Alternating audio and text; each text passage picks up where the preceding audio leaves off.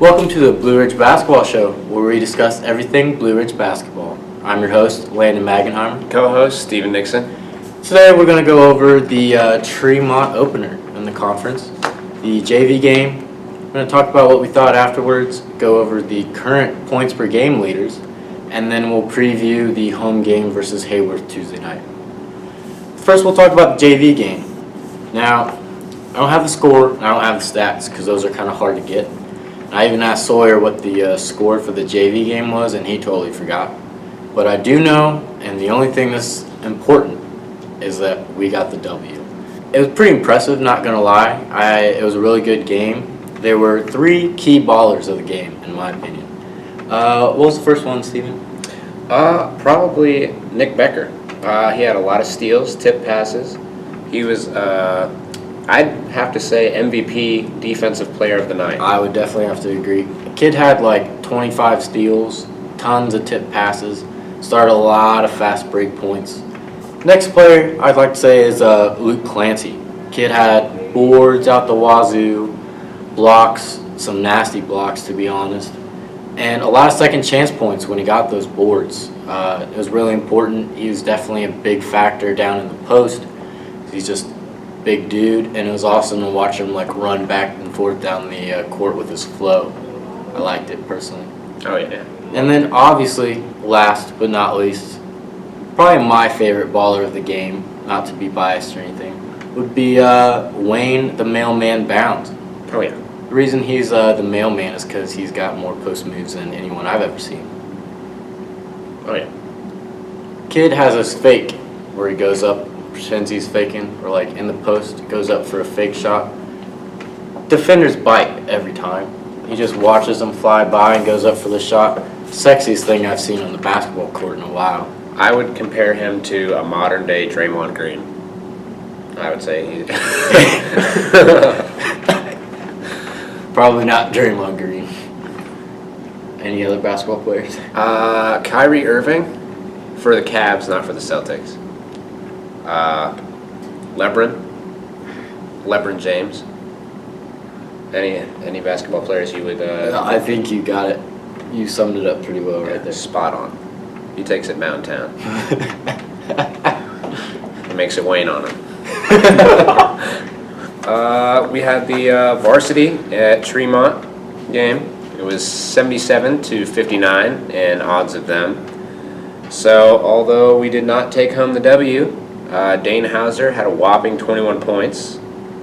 Nick Burrow with 12 points and Zach Stevens with 11 points, closely trailing behind Nick Burrow. Tremont always, they take their basketball very seriously. They've been known to have a great basketball program, and it's very consistent year to year. And although it was a smaller gymnasium, it was packed. Their student section was very full and enthusiastic to watch Tremont play Blue Ridge. And the band played before the game, and surprisingly, they were pretty decent. I would actually compare them to the U of I's band. Probably not. First half was a good one, I have to say that. First quarter, they went up 5-0, and I kind of was like, this is how it's going to go. Then we ended the quarter leading 13-11 after a couple threes, a couple inside balls. It was pretty good, actually, to like us to come back, and we definitely surprised them. The second quarter was a score fest. What do you think about it? I think that they were putting a lot of points on the board very quickly. Both offenses were really kicking it into overdrive and driving inside, throwing threes up. It was very phenomenal to watch. Dane had 12 in the second quarter out of his 21, and that just shows that like we were scoring pretty easily. At the end of the first half, it was 34-30, scoring 17 points in that quarter alone. It was pretty impressive. And in that half, we played well. In the third quarter, though, they came out with the momentum after a good run in the second quarter. They had a lot of open corner threes. Same two kids, really, had about 4 to 5 like wide open shots, no one around. They knew how to beat our zone. They made the changes, and we didn't, and we weren't able to roll with the punches. They out-rebounded us in the second half was another thing that really stood out. They had a kid who looked like he had a beer gut, to be honest. Dude Yes. looked like he was 35, honestly. Like, Which he probably was. he was 35, and then he was definitely drinking some beers after and before the game. Non-alcoholic. Yeah, non-alcoholic beers before and after the game. It kind of showed us how much we relied on our offense because they learned how to stop our offense, and our defense couldn't kind of roll with it. We relied so much on Dane in the second quarter that in the third quarter, when they put their big guy on Dane, we weren't really sure how to do anything with it.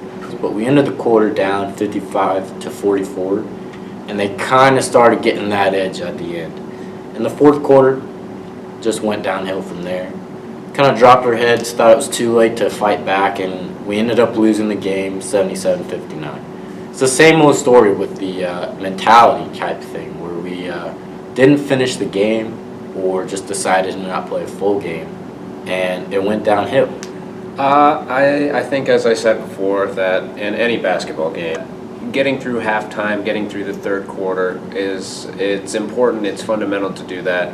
But it's that last quarter a lot of the times that's really, you just got to learn to finish. Because if you can't finish that last play, if you can't finish in their face, then it's not there. You have to learn to finish. Next, what we thought after the game. Honestly, the first half was a great half. If we played full games like that, then there's a lot of teams in the conference that aren't as good as Tremont, and we'd definitely be able to pull out some wins. After a 72-29 loss last year, it shows how far we've come. A lot of good stuff in the game. We saw really good offense, and a good offense it's crucial.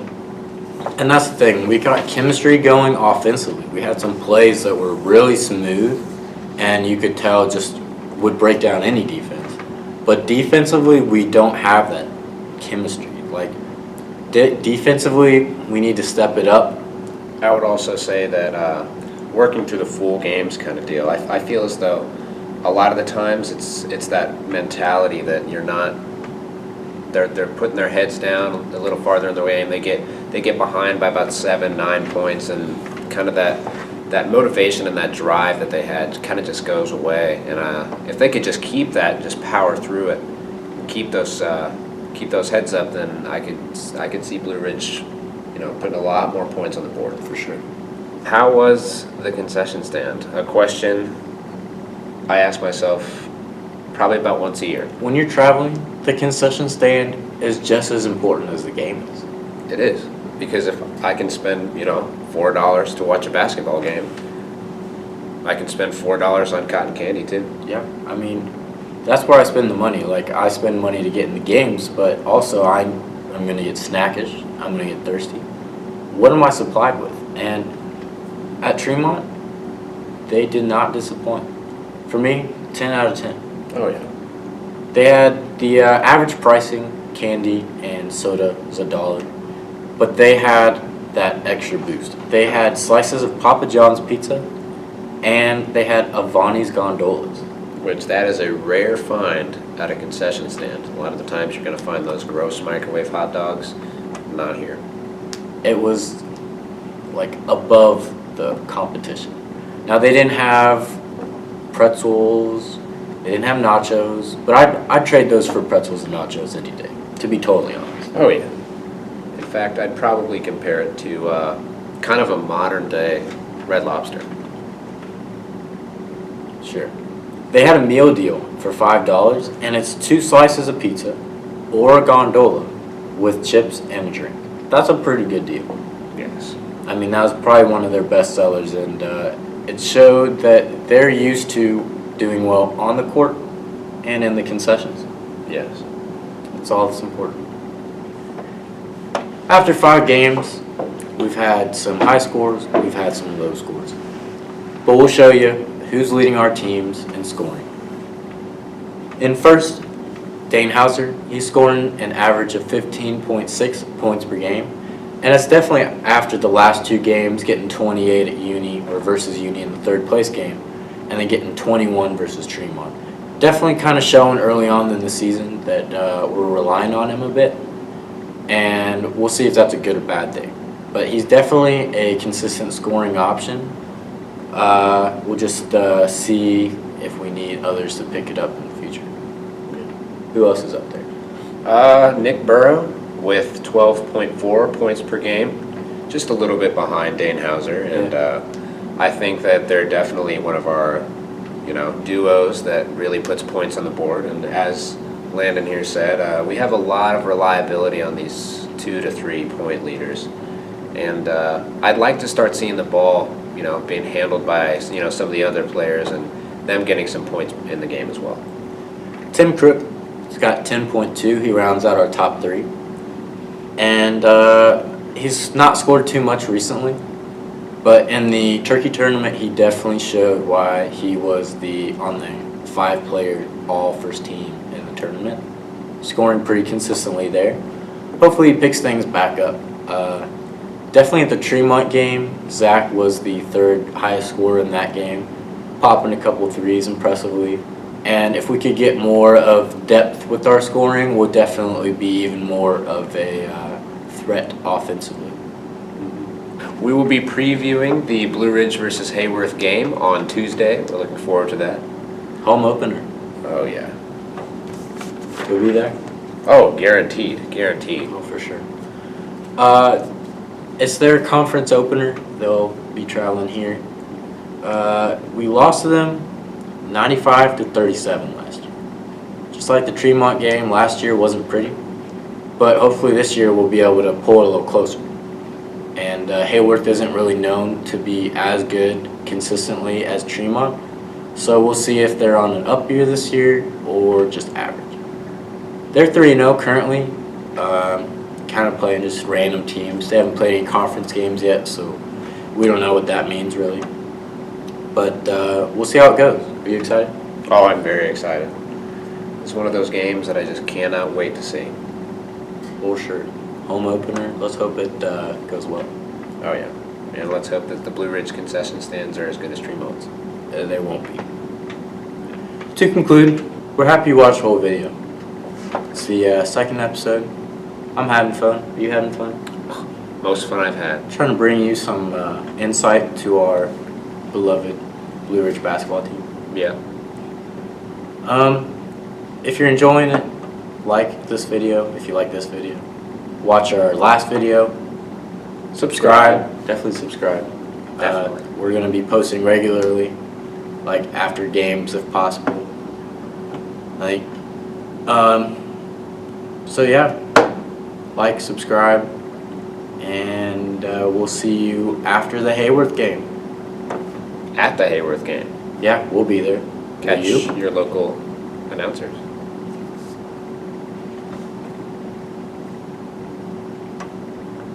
Yeah, let's go Blue Ridge.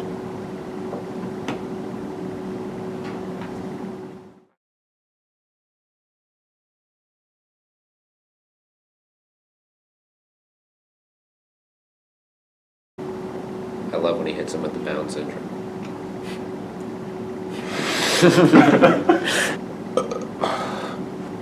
If we sold jerseys, I would buy a Wayne Bounds jersey. Trey Jamison, underrated in my opinion. I mean, this is controversial, but the kid has varsity experience. He does.